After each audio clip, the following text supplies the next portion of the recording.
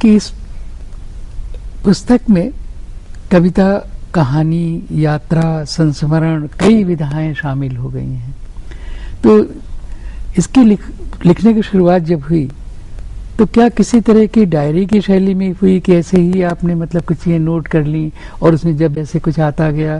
क्योंकि ये बात मुझे बहुत आकर्षित करती है इस पुस्तक को लेकर के कि एक गद्य की एक पुस्तक में, एक यात्रा वृत्तांत में ये सब चीजें हों, जहाँ आपको कभी लगे कि आप कविता पढ़ रहे हैं, कभी आपको लगे कि नहीं संस्मरण है, कभी लगे कि ये एक ठेठ अर्थों में यात्रा वृत्त भी है, जहाँ तथ्य हैं, जानकारियां हैं।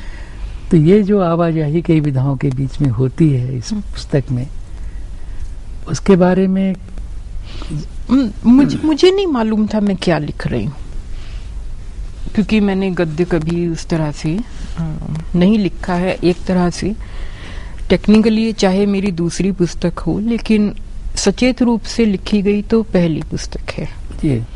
तो मुझे नहीं मालूम था कि मैं क्या लिख रही हूँ।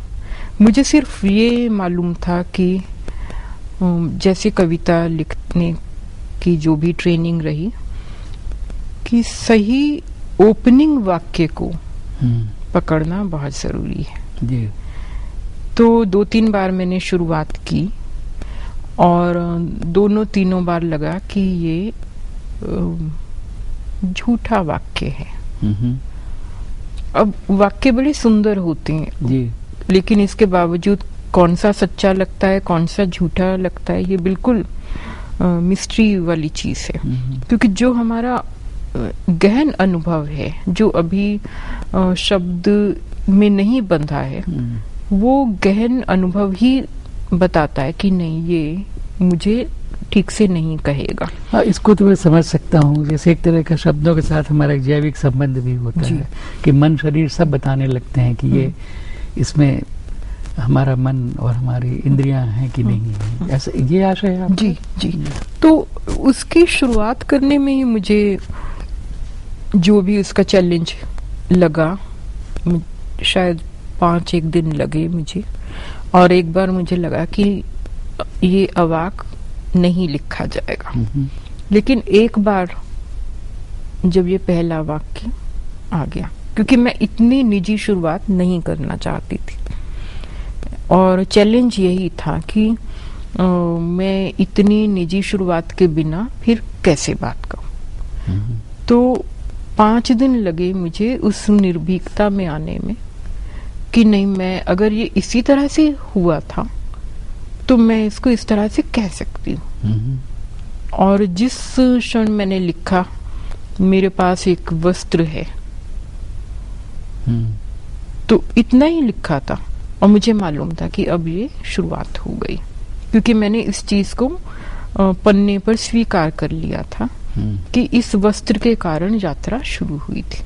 जब तक मैं उस वस्त्र को छुपा के रखना चाहती थी कि मैं और किसी भी तरह से बताऊं, लेकिन ये ना बताऊं, तो गड़बड़ हो रही थी। जिस समय मैंने उस चीज को मान लिया, वो चला गया। फिर मुझे नहीं पता कि उसमें डायरी कौन सी बनी या वृतांत कौन सा बना या कविता कहाँ से आई, फिर वो अपने आप से।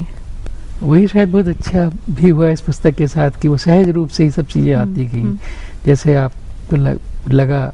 पर एक बात अभी आपने कही कि एक सजग रूप से पुस्तक लिखी है, तो सजग रूप से ठीक आशय क्या है? मतलब एक तरफ तो ये है कि सहजता सब चीजें आती जाती हैं, जिसको हम लोग कहते हैं ना कि विन्यस्त होती जाती है, उसमें पिरोई जा रही हैं एक के बाद एक।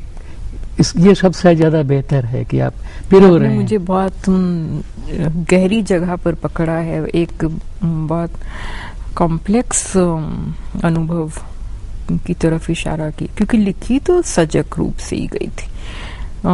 लिखने के लिए नई यात्रा हुई थी, इस करके सजग रूप से लिखी गई। लेकिन जहाँ सहज बनी कि ये पुस्तक अपने झूठ के बारे में तुरंत बोल देती थी कि इस वाक्य को इसमें से हटाओ।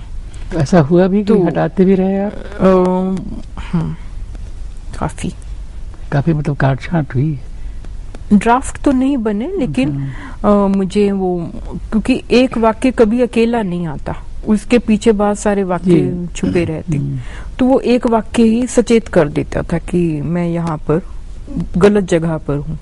तो उसको हटाने में फिर बार बार जाकर सो जाना, लेट जाना, फिर वो वाक्य नींद में कोई दूसरा रूप बदल के आता था, अनुभव दूसरी तरह से आता था। कितने दिनों में लिखी होगी आपने ये पुस्तक? मेरा ख्याल 30-35 दिन में। 30-35। और मतलब वो क्रम चलता रहा, रोज लिख रही थी? हाँ, जब मैं लिखने लगती हूँ तब ऐसे ही रहता, लेकिन ऐसे भाग्यशाली वर्ष कम ही आते हैं, नहीं तो अब तक मेरी बहुत सारी पुस्तकें हैं। तो मैं समझ सकता हूँ, वो तो एक लेखक के लिए सब समय ऐसी स्थितियां नहीं बनती कि वो चाह करके भी। पर मैं ये कहूंगी कि इसको लिखना मेरे लिए एक बहुत मुझे जीवन देने वाला था, क्योंकि मैं उस यात्रा से मुक्त ही नहीं होना चाहती थी। तो ये एक बहाना था कि अभी कुछ दिन और मैं उसको जी सकती हूँ। पर सच बात यह है कि पुस्तक खत्म हो गई, पर अभी भी मेरे अंदर यात्रा चल रही है। वो मैं एक पाठक के नाते समझ सकता हूँ आपको। आपने देखा ही, अभी मैंने शुरुआत करते ही ये कहा था कि इसकी यात्रा लगता है जारी है। और ये तो मैं समझता हूँ किसी भी पुस्तक, किसी भी कृति की, किसी भी पुस्तक की, चित्र की, किसी भी चीज की, फिल्म की भी, जो एक बार बनकर बंद हो चुकी, मतलब जहां अब उसको आगे नहीं बढ़ना किसी दूसरे रूप में, वो तो अच्छी शायद तभी होती है जब वो यात्रा जारी रहे और पाठक को भी लगे कि इसमें कोई एक यात्रा जारी है, तभी शायद हम उसकी तरफ दोबारा भी लौटते हैं। मैंने आपकी पुस्तक, ये तो नहीं कहूंगा कि दोबारा उस तरह से पढ़ी शुरू से आखिर तक, पर बीच बीच में कई बार ऐसी इच्छा हुई कि इसको पलटकर फिर देखूं, तो कुछ अंश देखने से फिर वो एक चीज जारी हो जाती थी। तो यही तो सफलता है इस किताब की, सफलता बहुत अच्छे अर्थ में कह रहा हूं। कुछ और कहना चाहें, आगे की क्या योजना है? कोई योजना कहना तो गलत है एक लेखक के लिए, क्योंकि वो उसकी दूसरी तरह के प्रोजेक्ट्स तो हो सकते हैं, पर शायद अच्छा शब्द नहीं है, मैं तुरंत उसको वापस ले लेता हूँ कि मतलब कुछ ऐसा कुछ मन में है अभी कि इसको किसी रूप में आगे और बढ़ाएं, या कि कोई और चीज सोच रही हैं इन दिनों? देखिए, जब मैं इस यात्रा के लिए गई थी तो कैलाश के लिए गई थी। कैलाश जाते जाते तिब्बत खुला, फिर लौटते ही मैं तिब्बत गई। तिब्बत में जो कुछ देखा उसका भी अभी तक अंदर असर चल रहा है। तो मुझे लगता है कि हर यात्रा या हर अनुभव हमारे भीतर कोई बीज छोड़ देता, फिर हमें उसे तैयार होने देना चाहिए कि अभी किस तरफ लेकर जाएगा। पर आकांक्षा है, एक जो दुर्गम यात्राओं का चैलेंज होता है, आकांक्षा तो है कि 18,000 के ऊपर वाली जो भी जगहें हैं वो हम समय रहते रहते देख ले। 18,000 तो काफी, क्योंकि क्या मालूम अगले जन्म में हम मनुष्य हों या ना हों, तो इस जन्म में ये जगह तो देख ले।